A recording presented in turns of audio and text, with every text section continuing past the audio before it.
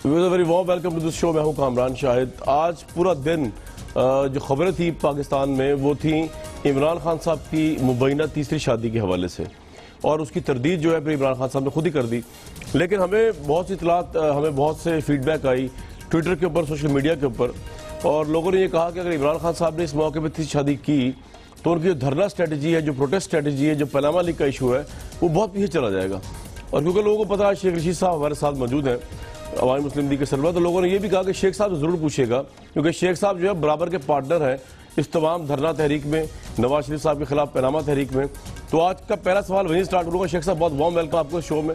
आज पूरा दिन अज़दहाम बचा रहा इमरान खान साहब की तीसरी शादी के हवाले से। किस्मत की बात है, आपको तो आपकी एक भी नहीं हुई, आपकी अपनी चॉइस है, और उनकी तीसरी होने लगी है। तो एक तो सर थोड़ा बताइएगा, लोग जानना चाहते हैं, आपके भी परिस्तार और आपके भी पार्टी के लोग, कि शेख साहब से पूछें कि आपको पता है कोई तीसरी शादी इमरान खान साहब की हो गई है या होने वाली है। फिर अगला सवाल पूछूंगा। शेख साहब देखें, मैं पॉलिटिकल इंटरव्यू देने आया हूं। इमरान खान मेरा दोस्त है, ज़ाती दोस्त है, उसकी पार्टी से मेरा कोई इत्तेहाद है। लेकिन कोलकाता में आबराय में वो क्रिकेटर, क्या नाम है, जाकिर हुसैन ने खान बैठा था जी, और दो और भी उनके बैठे हुए थे लोग। मुझे जाकिर हुसैन ने पूछा कि खान अगर तीसरी शादी करे तो क्या होगा। अच्छा, मैंने बगैर सोचे समझे उसे कहा कि मैं ये पहले कह चुका हूं कि बुढ़ापे की शादी और बैंक की नौकरी बंदे से बड़ा काम होता है। अच्छा। तो खान हंसा आसमान की तरफ। तो जाकिर ने फिर मुझे पूछा कि तेरी राय क्या है। मैं कहा, भाई मैं बड़ा क्लियर हेडेड हूं कि सियासत में हर चीज़ का एक टाइम होता है। खुदा मालूम हो उसने शादी करनी है नहीं करनी है, अगर करनी है तो उसका फैसला है। लेकिन सियासत जब सियासतदान की तरफ देख रही हो और इमरान खान को खुदा उस मकाम पर ले आया हो कि लोग उसकी बातों पे नज़र, उसके पर तवज्जो देते हों, तो सियासतदान का अपना कुछ भी नहीं होता। उसका पाँव जो वो सड़क पे कदम रखता है उसको भी सोच के रखना चाहिए कि मेरे कदम को भी लोग देख रहे हैं। मुझे ज़रा सा झटका लग गया हरम में, और मेरे पहले मोच पड़ी हुई थी, दोबारा मोच पड़ी, सारी दुनिया ने वहाँ फ़ोटोएँ खींचनी शुरू कर दी और वहाँ लड़ाई हो गई। वो वहाँ बल्कि पिंडीवाल जो हैं वो बड़े मुश्तिल हो गए। उन्होंने कहा, यार बंदा हमारा गिरा, ऊपर से लोग मूवियाँ बना रहे हैं और सेल्फियाँ वो बना रहे हैं, फ़ोटोएँ। मैं अप टू यही कहूँगा कि ये इमरान खान की शादी का फैसला उसका अपना फैसला है। मुझसे जो बात हुई मैं कौम को इमानतन बता रहा हूँ, इससे ज़्यादा बात गीबत होगी, और ये क्योंकि इमरान खान के सामने मैंने की है इसलिए कौम को शेयर कर रहा हूँ।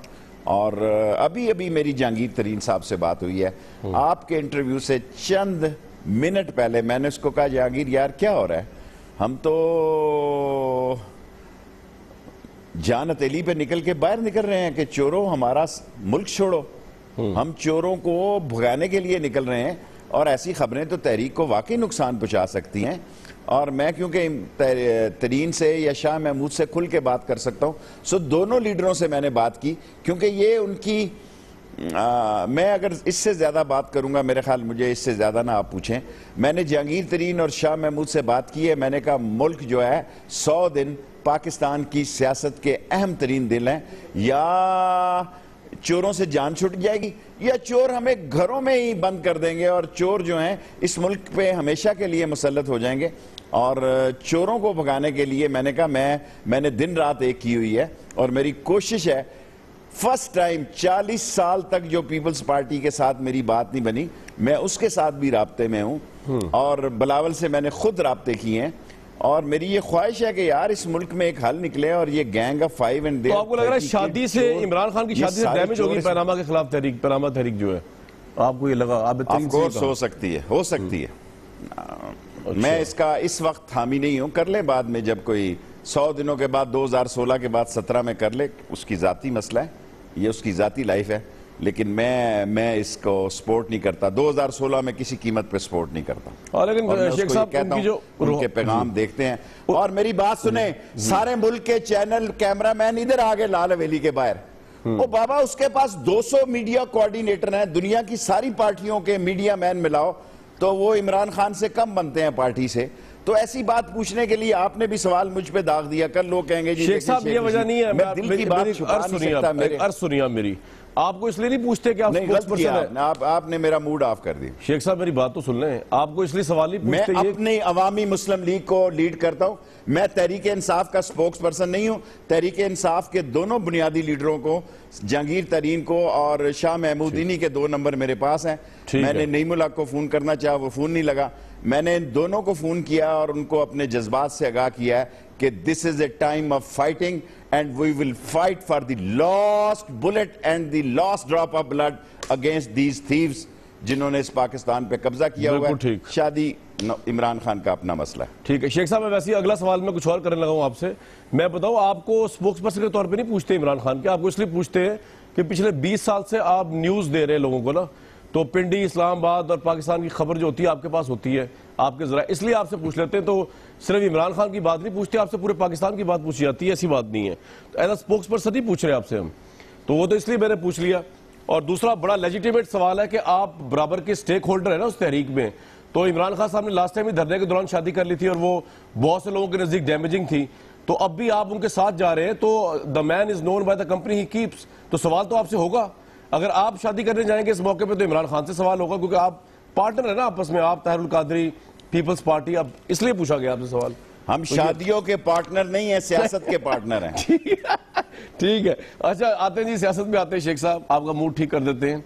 ताहिरुल कादरी भी जा रहे हैं लंदन और इमरान खान साहब भी लंदन है, और लास्ट टाइम भी यही बात हुई कि लंदन में प्लान बना था। तो ये ताहिरुल कादरी साहब इमरान खान की कोई मुलाकात होनी है इस हवाले से? मतलब पॉजिटिव वे में पूछ रहा हूँ कि वो कोई स्ट्रैटेजी बनाए, कोई कटिया। इमरान खान जो है वो ताहिरुल कादरी से मिलने के भी रवादार नहीं है और उनकी राहें जुदा हैं, या राहें एक जगह पर ही हैं पनामा के ऊपर, और मुलाकात भी होगी लंदन में। देखें, पहले भी आप सारे लोग यही कहते थे, कोई शक नहीं कि इमरान खान के ताहिरुल कादरी से कोई सियासी तल्लुकात नहीं है। लेकिन मैं हूं ना, मैं अभी जिंदा हूं। इंशाअल्लाह तहरीक में इकट्ठे होंगे दोनों। आगे पीछे हो सकते हैं, जिस तरह पिछली दफा मैं कह रहा था कि एक इस चौक से शुरू हो जाए, एक उस चौक से शुरू हो जाए, एक लालक चौक से आ जाए, एक लक्ष्मी चौक से आ जाए, एक उधर किसी और चौक से आ जाए। सो मैं अभी हूं इंशाअल्लाह ताला।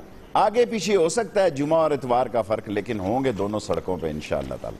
शायद मैं आपसे सीधी सीधी बात करूं, अगर फौज ने आना ना तो किसी बैनर, पोस्टर, या ये क्या होता है, देखो एक ही बंदा अजीम नौजवान पैदा हुआ है वानी लाहौर में, हालांकि उसका भाई खालिद बानी पहले, उसने इंटरनेट से इनकलाब ले आया, ईमेल से। मैंने उसको देख के आज ये फैसला किया है कि मैं भी ये ट्वीट और ये क्या होता है फेसबुक ये शुरू करूंगा। आसिम मेरा एक छोटा बरखुरदार कराची से कर है जी जी। और वानी का नाम अभी क्या नाम है इसका, ये जो शहीद हुआ है जिसका इतना बड़ा जनाजा, वानी है।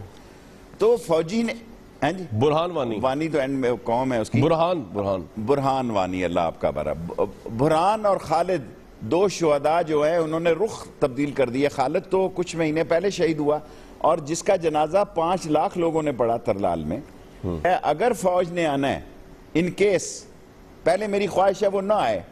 नवाज शरीफ साहब इस कौम पे मेहरबानी करें। मैं आपसे आज शायद सवाल करता हूं, चोरी में पकड़ा गया नवाज शरीफ, उसका सारा खानदान बच्चों समेत, और यो कहता है जाओ जो कुछ करना कर लो, मैं TOR भी नहीं मानता, मैं कोई कमीशन भी नहीं मानता, मैं उतर भी नहीं रहा। एक कैमरून किस तरह इज्जत से गया और उसको कल किसी ने कहा कि तीसरी दफा उसने कहा यार मेरी रोटी का मजा किरकिरा ना करो, बड़ी इज्जत से गया। मेरा ईमान की हद तक ये सोच है कि मेरी ईमान की हद तक ये सोच है, ये लूटी हुई दौलत इनके नसीब में नहीं है शायद साहब। अच्छा, ये लूटी हुई दौलत जिसने पाकिस्तान को लूटा है वो जलील और रुसवा हुआ है। और आज ये जो सारे खानदान जो हैं कह रहे हैं, सारे मामलात जो कर रहे हैं, मसला क्या है जी?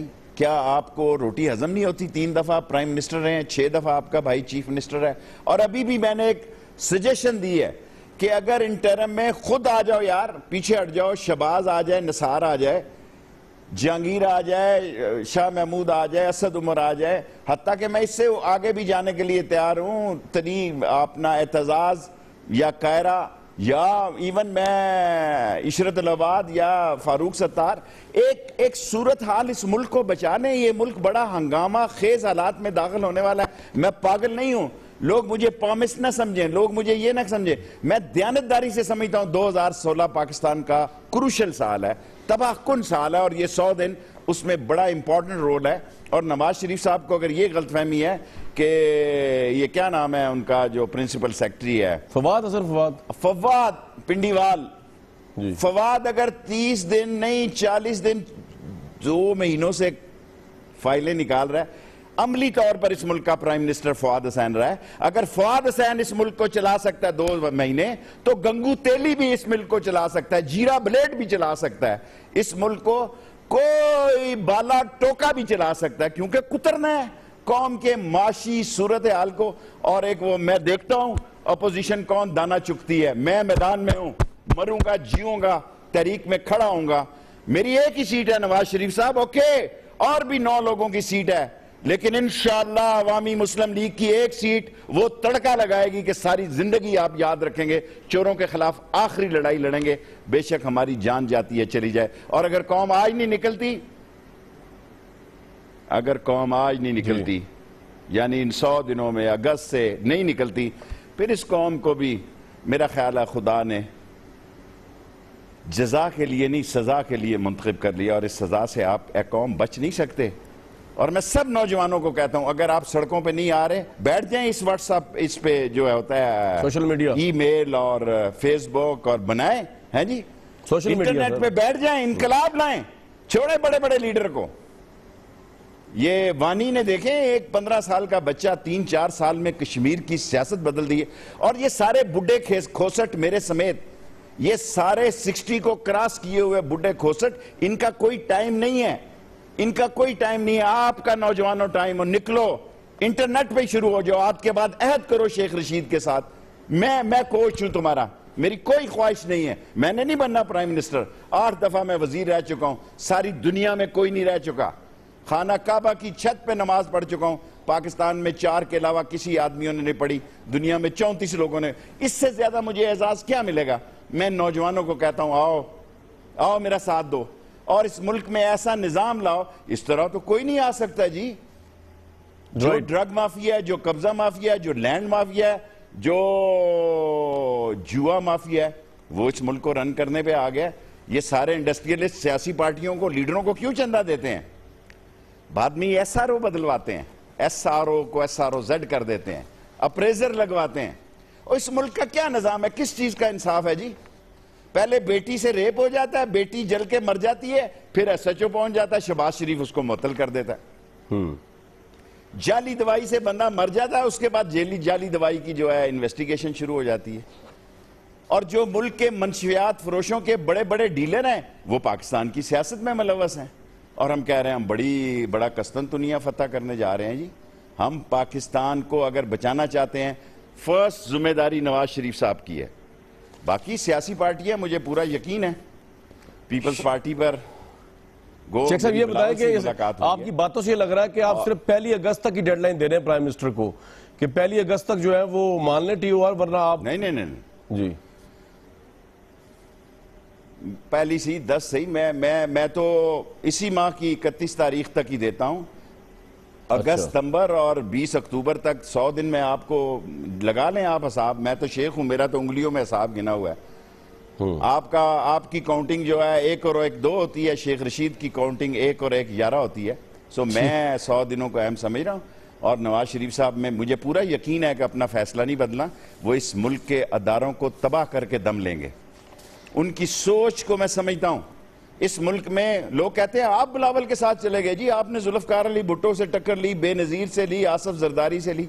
बाबा बिलावल ने एक बात की बिलावल ने कि मोदी के यारों को एक धक्का और दो, और उसने मोदी के यारों को गद्दारों का नारा दिया। ये पीपल्स पार्टी नहीं दे सकती, ये आसफ जरदारी कभी नहीं दे सकता, मुझे पूरा यकीन है। ये सारे एक बड़ी स्क्रीन के वो फिल्म स्टार हैं, वो फनकार हैं जो हराम का माल भी खाते हैं और बाद में लेपा टापी करके अपने आप को फेस सेविंग के लिए बताते हैं हम तो अरस्तू हैं जी, हम तो पाकिस्तान की अमीन है। तुम अमीन हो, तुम्हारी शक्ल है अमीनों वाली, इनकी शक्लें देखें आप, लानत और फटकारें पड़ी हुई हैं। सो बिलावल ने एक स्टैंड लिया मोदी के यारों के खिलाफ, उसने बराह रास्त डिक्लेयर किया नवाज शरीफ को जिस लिस्ट में मैं नहीं कर सकता, मैं शेख रशीद नवाज शरीफ को गद्दार या मोदी का यार कहते हचकिचाऊंगा। जो बात बिलावल ने की है वो मेरे लिए ज़रा तकलीफ दे, मेरे लिए शायद मेरे हलक से ना निकले, लेकिन ये मोदी के बारे में और नवाज शरीफ के बारे में जो कुछ कहा वो बिलावल ने कहा है। इसलिए पीपल्स पार्टी को एक नई जिंदगी मिल रही है और पंजाब की सियासत में उसकी बेहतरी पैदा हो रही है। तो शेख साहब, ये बिलावल भुट्टो जो है, आपको लगता है ये अलग इनकी पॉलिसी होगी पैनामा के ऊपर, जरदारी साहब की अलग है, और बिलावल भुट्टो साहब की बात पूरी पीपल्स पार्टी मानेगी और उसके अंदर वो आप लोगों के साथ खड़े हो जाएंगे, ये आप कह रहे हैं? इतना पावरफुल हो गया बिलावल पार्टी में? बड़ा जबरदस्त सवाल किया आपने। देखें, जरदारी को तो डर है कहीं मैं नवाज शरीफ के साथ एहतसाब में ना आ जाऊं। मैं उसकी सोच को समझता हूं, वो मेरी मुलाकातें 2-3 ही हैं उससे। जरदारी को ये और फरियाल तालपुर और जरदारी कभी नहीं चाहेंगी कि बिलावल ऐसा स्टैंड ले, लेकिन अगर पीपल्स पार्टी ने सियासी तौर पर, और वो नीट और क्लीन लोग जिनके हाथ करप्शन में नहीं डूबे हुए, वो इस तहरीक में हिस्सा लेंगे तो पीपल्स पार्टी को, हालांकि मैं अपने लिए कई मसाइल देख सकता हूं मुस्तकबिल के इलेक्शन के, बट आई डोंट माइंड। मेरे नजदीक पीपल्स पार्टी को इज्जत मिलेगी अगर बिलावल जो है वो मासेस की सियासत करेगा। आसफ जरदारी का टाइम खत्म हो गया। जॉन मैकन ने आके फौज से दरखास्त की थी कि आसफ जरदारी को आने दो, उन्होंने कहा यार नो वे, गो अवे, नो वे, गो अवे। जॉन मैकन को कहा छुट्टी कर, नो वे, गो अवे।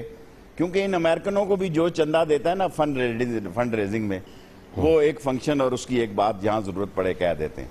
ये लालच जो है किसी एक तरफ नहीं, ये आग सारी दुनिया में लगी हुई है और इस आग से पाकिस्तान गुजरने लगा है और ये पाकिस्तान के लिए सुनहरी मौका है। जो हुकूमत रहील शरीफ के बैनरों से डरी बैठी है, कल बातें करूंगा मैं, अपोजिशन की मीटिंग्स हो रही है, क्योंकि मैं तो समझता हूं कि अब वो कह रहे हैं टीओआर पे बात करो, झक मार रहे हैं इतने महीनों से। मैं क्यों नहीं आया शायद इस टीओआर की मीटिंग में? जी। इसीलिए नहीं आया कि कल सारा मलबा शेख रशीद पे गिर जाएगा। मैंने कल लंदन जाना था, मैं नहीं जा रहा, कह रहा यार इमरान वहां, ताहिरुल कादरी साहब आज जा रहे हैं शाम को, शेख रशीद भी वहां पहुंच गया। अय्याज सादक फट मीडिया को बुला के कहेगा देखा ये लंदन प्लान 2 ये साजिश कर रहा बाबा। राइट, कि मैं इसीलिए नहीं गया। मैंने कहा अच्छा खान आ जाए तो फिर मैं एक दिन के चला जाऊंगा। अब बात क्या है, मेन मसला यह है कि पाकिस्तान में एक नुक्ते पर सब अपोजिशन पार्टियों को इकट्ठा होना चाहिए और जो उस पर इकट्ठा नहीं हो रही उसका सियासी तौर पर कह रहा हूं मुंह काला कर देना चाहिए। right. और वो नुक्ता है कि पैनामा लीक्स और करप्शन के कमीशन के जो दिलदादा हैं और जो रंगे हाथों पकड़े गए हैं उनसे निजात हासिल करना। जो इसमें शरीक होगा वो इज्जत पाएगा, जो इससे उतरेगा दाना चुगेगा गवर्नमेंट का वो खराब होगा। और शेख साहब, बिलावल की कोई मुलाकात होगी इमरान खान साहब से ओपनली? कोई मीटिंग कोई रखी है पाकिस्तान में या कहीं पे भी या नहीं? शाह महमूद साहब से आज मेरी सुबह बात हुई है कि 19 को उन्होंने, कल रात भी हुई थी। अगर ये मीटिंग रख रहे हैं तो पहली मीटिंग में नहीं, लेकिन मैं दुनिया में ये खबर दे रहा हूं दूसरी मीटिंग में इमरान खान और बिलावल इकट्ठे होंगे, क्योंकि वो सारी अपोजिशन की कंबाइन मीटिंग होगी। और मैंने शाह महमूद कुरैशी को कहा कि 19 की मीटिंग में कुछ और पार्टियों को भी हम दावत देना चाहते हैं, उसमें हम बैठ के इसकी मंजूरी लेंगे या मंजूरी करेंगे। यानी 19 को इमरान और बिलावल इकट्ठे होंगे, आपकी तहरीक बनाएंगे? नहीं, पहली मीटिंग को मेरा नहीं ख्याल, दूसरी मीटिंग को इकट्ठे हो सकते हैं।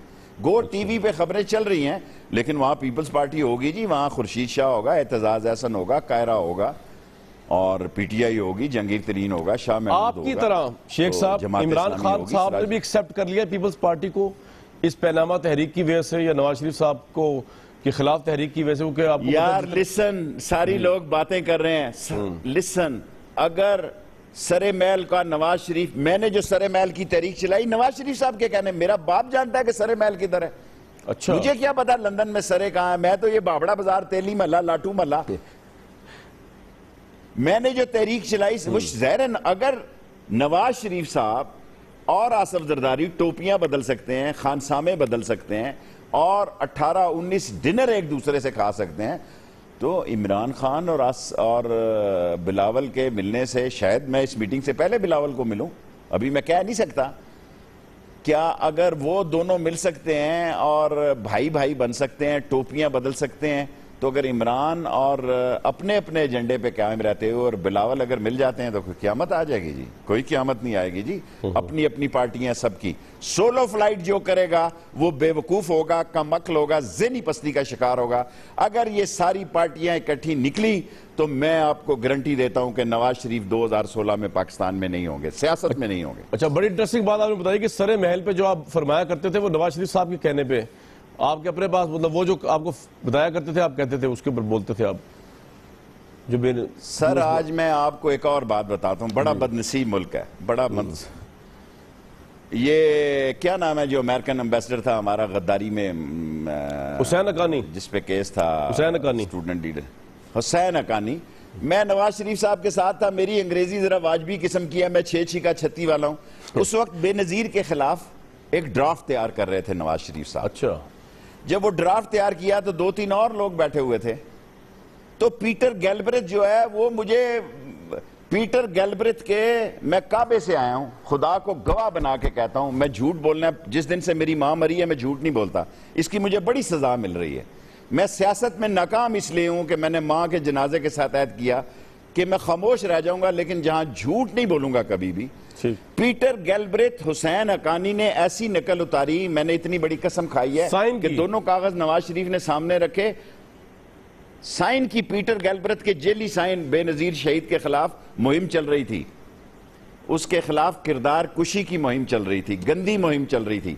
ये ऐसी ही तहरीक थी, ये नून लीग का एजेंडा है जैसी इसहाक डार ने इमरान खान के खिलाफ सीता वाइट की चलाई थी। और ये नवाज शरीफ साहब ने किस जब ये दस्तखत, अब मुझे खत्म करने दे, मैं भूल जाऊंगा, जाली साइन किए ये सारी, और ये साइन थे इसके हुसैन हक्कानी साहब के, जो आज आसफ जरदारी के सबसे बड़े ग्रेट कफगीर हैं, ये उन्हीं के साइन थे। और जाहिर है मुझसे तो पीटर गैलब्रेथ लिखा ही नहीं जाता था, मुझे कहा, मैंने कहा जी मैं तो उर्दू मीडियम का आदमी हूँ, मुझे तो पीटर गैलब्रेथ के स्पेलिंग ही नहीं ठीक होंगे। अच्छा, सो इसने जबरदस्त दस्तखत किए जी, ऐसे दस्तखत किए कि कोई अगर वो पीटर गैलब्रेथ देखे तो इसके नकली जेलों को, जाली दस्तखतों को कहे कि ये मेरे दस्तखत। अच्छा, आप यकीन जाने मुझे हंसी भी आई उस वक्त, ये तारीखी वाकया मुझे हंसी आई। नवाज शरीफ ने कहा तुसी सुनाओ शेख साहब, मैं कहा जी मैंने तो पीटर गैलब्रेथ दे स्पेलिंग ही नहीं आया। और इसने फट रखा और पीटर गैलब्रेथ के ऐसे दस्तखत किए, तो मैंने उस वक्त इसको कहा, मैंने कहा हुसैन हक्कानी ये पीटर गैलब्रेथ खुद देखेगा ना तो उसके लिए मुश्किल हो जाएगा कि असली कौन है और नकली कौन। ये ऐसा इस मुल्क में करैक्टर है। ये तो बड़ी जालसाजी है। नहीं, लेकिन शेख साहब लोग हैं, शेख साहब रोक के आपको पूछना चाह रहा हूँ, आप इस मुल्क के प्राइम मिनिस्टर पर ये इल्जाम लगा रहे हैं कि आप शहादत दे रहे हैं, गवाही दे रहे हैं कि नवाज शरीफ साहब ने अपने सामने बेनजीर भुट्टो साहब के खिलाफ एक जाली दस्तावेज तैयार करवा के हुसैन हक्कानी साहब के जरिए एक जाली दस्तखत अपने सामने करवाया नवाज शरीफ साहब ने। ये आप इल्जाम लगा रहे हैं जालसाजी का प्राइम मिनिस्टर पे। सर जी मैंने इतनी बड़ी कसम खाई है आपसे, मेरा नवाज शरीफ से कोई जाती दुश्मनी तो नहीं है, मैं सियासी इख्तलाफ है।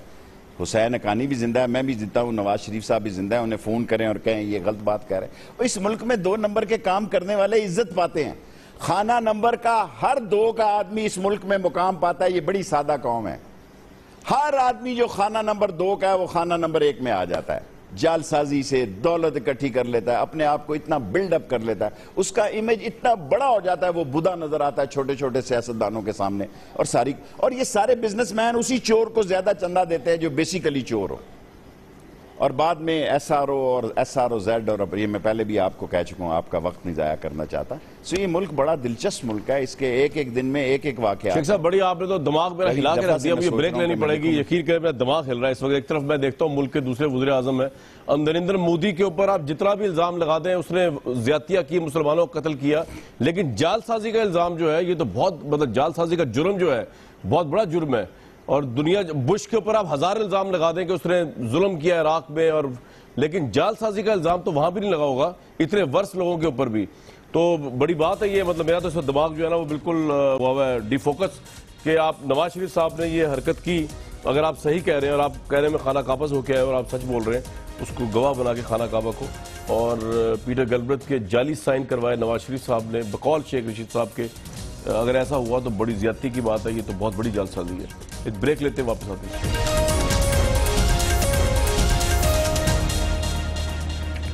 आप शेख रशीद साहब की गुफ्तगू सुन रहे थे, नवाज शरीफ साहब को मुताल्लिक गवाही दे रहे थे जालसाजी की।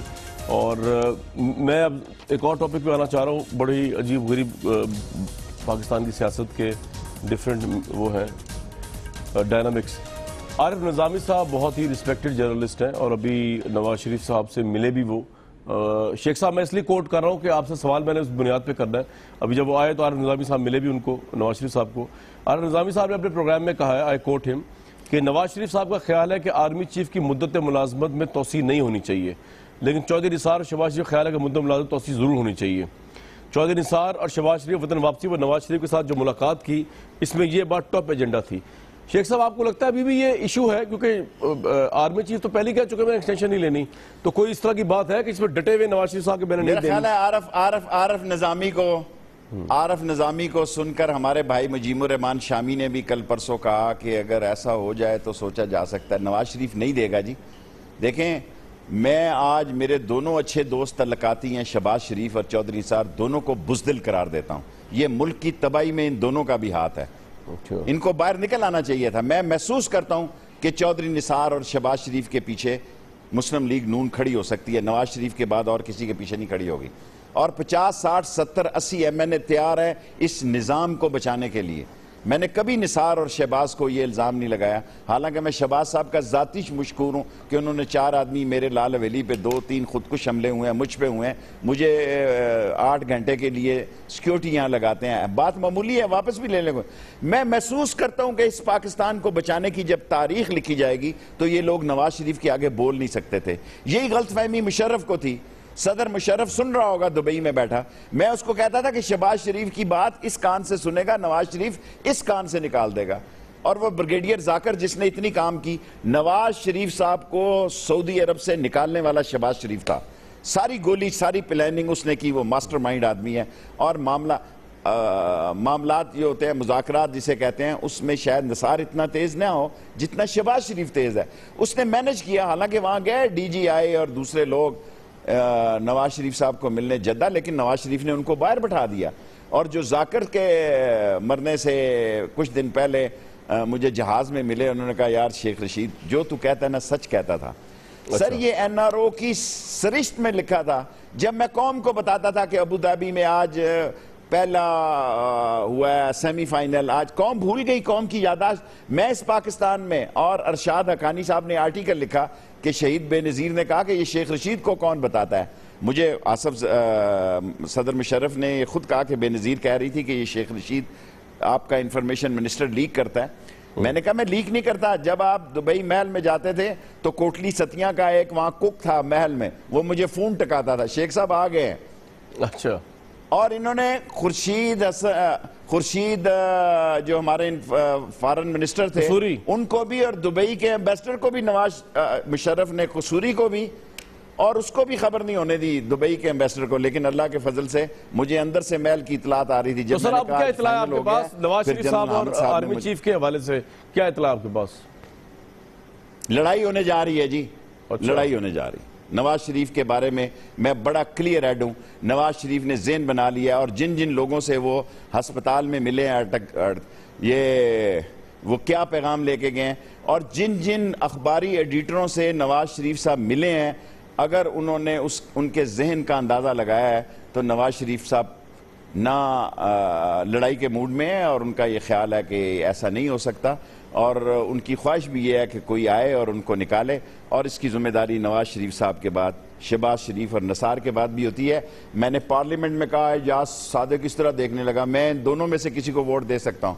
और फिर मैंने कहा वो नहीं है तो ये मैंने जहांगीर तरीन, शाह महमूद और इनका नाम लिया है, असद का।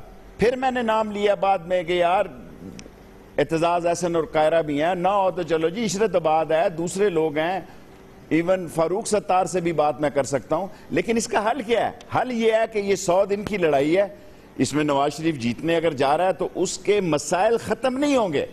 अगर ये सियासी लड़ाई नवाज शरीफ जीत भी लेगा तो मैं दीवार में 2016 में उसका जाना पढ़ रहा हूं। वो नहीं रह सकता इस मुल्क में, फिजिकली, मेंटली, हेल्थ वाइज वो इस मुल्क को चलाने के काबिल नहीं है। और उसने ऐसे ऐसे कांटे बुने हैं, और जो लोग करजई से लेके और मोदी तक, और मोदी से लेके दूसरे लोगों तक, और इन सारे मिलिट्री के स्टाफ को उसने चर्चिल होटल में बिठा दिया। जिसको अपने मिलिट्री सेक्रेटरी पे इतबार नहीं है, अपने डिप्टी मिलिट्री सेक्रेटरी पे एतमाद नहीं है। वो फवाद हुसैन फवाद से मुल्क चला के इस मुल्क को जलील करवाता रहा, लेकिन उसको ऑर्गेनाइजेशन पे एतबार नहीं।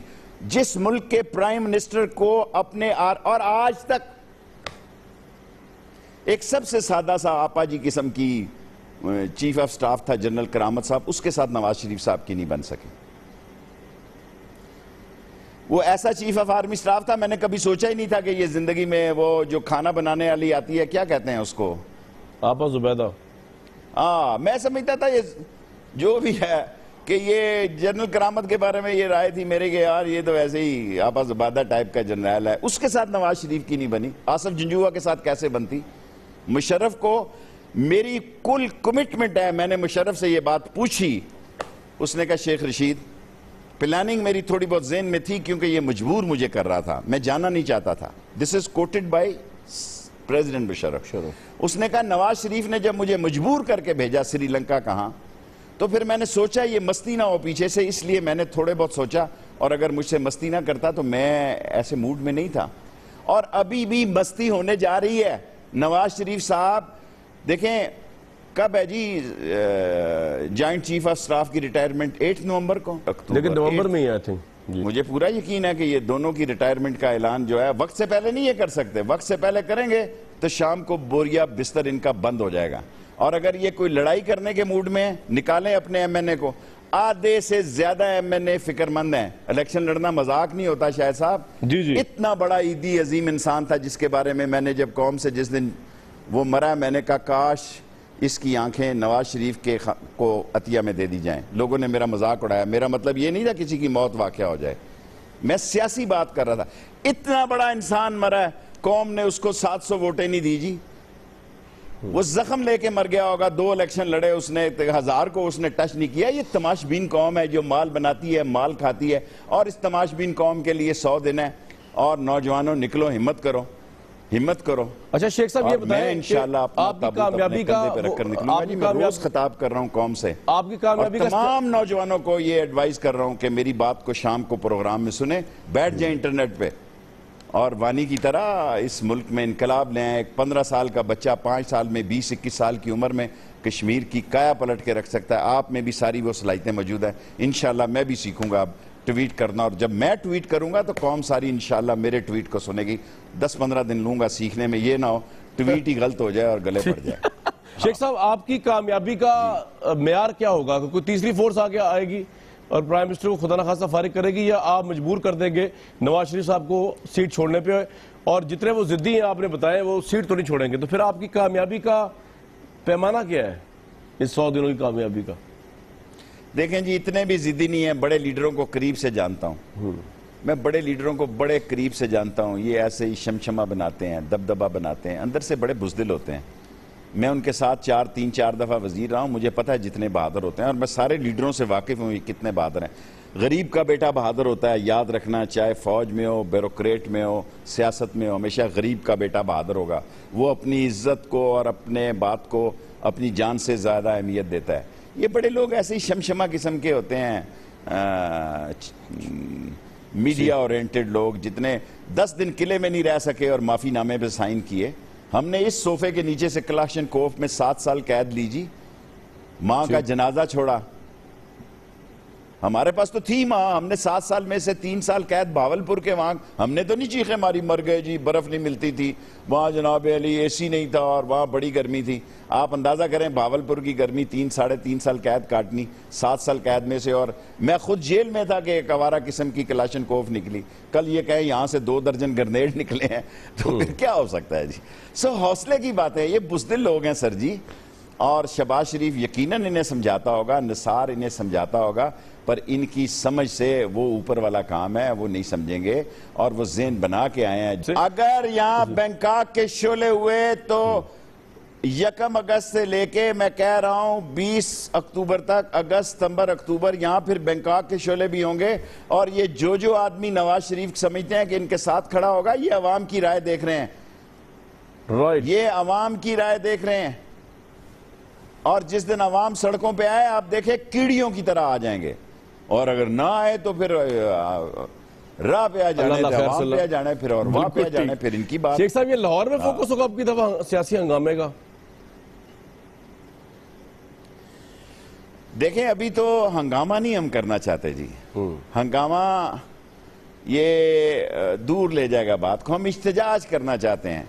और उन्होंने खत कहा कि सबसे पहले मैं अपने आप को पेश करता हूं, और मैं बेटियों और बेटों की सियासत नहीं करता, बच्चों की। एक ही दफा बिलावल की थी और बाद में मैंने कहा कि यार नहीं, मुनासिब नहीं है। मैं बच्चों का नाम नहीं लेना चाहता। प्लानिंग के तहत एक बेटे को बुलाया गया और जावेद चौधरी के साथ इंटरव्यू कराया गया। ये भी मैं आपको जिम्मेदारी से कहता हूं। मैंने आपको इतनी बड़ी बात की है, मैं झूठ नहीं बोलता, मेरी इतला गलत हो सकती है। जब यो इंटरव्यू कराया तो ये क्या कहते हैं इसको, जो मीडिया में, सोशल मीडिया पे वो क़यामत ले आए लड़के नौजवान। फिर इनको तरदीद करवानी पड़ी, क्योंकि इन्होंने, मरियम बेटी ने कह दिया कि जी मेरा तो कोई मसला नहीं है। उसके भाई ने कह दिया कि सारा मसला ही उसी का है। और फिर नवाज शरीफ जंप आ गए, उन्होंने पोल वार्ड की छलांग मारी। उसने कहा ये तो फलाने सालों के हैं। सर जी, ये केस अदालत में नहीं सुना जा रहा, ये TOR नहीं आ रहे, नवाज शरीफ पीछे नहीं आ रहा, अपने भाइयों की और पार्टी की बात नहीं मान रहा। फिर अगर जमहूरियत को कोई रेगमाल लग गया 6 नंबर का या 8 नंबर का, मेरी बात गौर से सुनी जाए जी, अगर इस जमहूरियत को किसी ने रेगमाल लगा दिया साल 2 साल के लिए फिनिश करने के लिए एहतसाब के अमल से, जिससे खौफजदा हैं बड़े बड़े सियासतदान, अगर रेगमाल 7 नंबर का और 8 नंबर का 2 साल के लिए लग गया, उसकी जिम्मेदारी भी यही लोग होंगे जो ना कानून मान रहे हैं ना। अब मुझे हाल बता दे कोई कि TOR पे कह रहे हैं जी कल खुर्शीद शाह की मीटिंग होगी, वहां बात करेंगे। 2 महीने से ये इंतजार कर रहे हैं कि वो टाइम करीब आए कि जब रहील शरीफ की रिटायरमेंट करीब हो। और ये हमाकत में है, ये बेवकूफ़ी में है। दोनों तरफ तैयारियां बराबर हैं, और दोनों तरफ में अगर कोई नेक फाल हल निकल सकता है तो वो नवाज शरीफ निकाल सकते हैं। उसके बाद अगर शहबाज शरीफ की और निसार की बात मान ली जाए, ये भी एक हल है। अगर ये भी बात नहीं मान सकती, फिर मुलाकात जो होगी जी कमेटी चौक पे। प्रोग्राम वक्त हुआ एक ब्रेक का। व्यूअर्स, ब्रेक लेते हैं। शेख साहब से बहुत से इंपॉर्टेंट सवाल आते हैं, पूछेंगे वापस आते हैं। शेख साहब, जाते जाते आखिरी सवाल आपसे पूछना चाह रहा हूं, मकबूजा कश्मीर पे आपके ख्याल में नवाज शरीफ साहब का स्टैंस बड़ा वीक रहा है, कमजोर रहा है, जो भी बुरहान वानी का वाकया हुआ है और जो 25 कश्मीरी शहीद हो गए? देखें जी, 32 लोग शहीद हुए हैं, और बुरहान जो है, मैं सारी कश्मीरी क़यादत को ज़ाती तौर पर जानता हूं जी। और मेरा घर अभी भी हबा कदल जैनदार महल्ले से हम शिफ्ट हुए हैं आराम बाग में। तमाम कश्मीरियों से मेरा ज़ाती, और कश्मीर को जितना मैं समझता हूं पाकिस्तान में कोई भी नहीं समझता। मैं बोलता नहीं हूं डर के मारे। आगे 2 दफ़ा एक सुपर पावर ने मुझे जहाज से उतारा है। आप ये देखें, अवामी मुस्लिम लीग के एक कहते हैं जी, एक पार्टी का लीडर है, एक सुपर पावर ने, मिस्टर जैक ने 2 दफा जहाज उतार के मुझे उतारा है, जहाज में से उतारा है कि ये जनाब अली, ये हमारी फजा से भी नहीं गुजर सकता। मैं कश्मीर को बहुत अच्छी तरह समझता हूं, और मुझे शक है कि इंडिया पाकिस्तान के बलूचिस्तान में और कराची में मसले पैदा कर सकता है। और ये जब भी पाकिस्तान, मेरा सवाल आपसे ये, शेख साहब, की क्या हुकूमत का स्टैंस कमजोर रहा है? जब भी कोई तहरीक चलेगी, देखें एक बयान उसने दे दिया, उससे ये भी बड़ी बात है। Thank you very much Nawaz Sharif, at least आपने कश्मीरियों की शहादत को, और खुद कश्मीरी होते हुए आपने इस काबिल समझा है कि आपने एक बयान दे दिया है। लेकिन आज सारी दुनिया में कश्मीरी भी जो है वो पाकिस्तान के पॉलिटिकल सियासतदानों की तरफ नहीं देख रहा। मुझसे उनके खूनी रिश्ते और राब्ते हैं, ये एक अलग बात है। लेकिन कश्मीर की सियासत में जो नया हलचल, तूफान, वलवला, जोश, तनतना, दबदबा, जुर्रत और शहीदों का मीनार खड़ा हुआ है, वो इतनी जल्दी खड़ा हुआ है कि ये बड़े सगीर की सियासत को अपने लपेट में ले सकता है। बहुत शुक्रिया। इसलिए बेहतर है कि इस मुल्क के अंदर अमन रहे। बिल्कुल ठीक। शेख साहब, बहुत शुक्रिया आपके वक्त का। आपके जितने भी ख्याल आते हैं उससे व्यूअर्स आप टोटली डिसएग्री भी कर सकते हैं। आप हमें फ्रंटलाइन कामरान के ट्विटर अकाउंट पे भेज सकते हैं अपनी फीडबैक। मुझे इजाज़त दीजिए।